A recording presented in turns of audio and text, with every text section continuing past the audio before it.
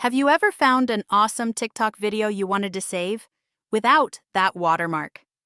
Well, in today's quick tutorial, I'll show you how to do it fast and easily on your phone. Let's get started. First, open the TikTok app and find the video you want.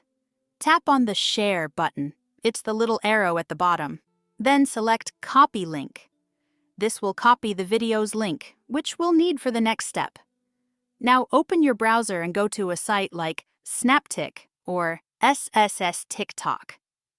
These sites are popular for downloading TikToks without watermarks, and they're free. Paste the copied link into the website box and click Download. Once processed, the site will allow you to save the video directly to your phone. Check your downloads or gallery, and you'll have your watermark-free video ready to go. Remember to use these videos responsibly. Creators put a lot of effort into them. If this helped, give it a thumbs up and hit subscribe for more quick tips.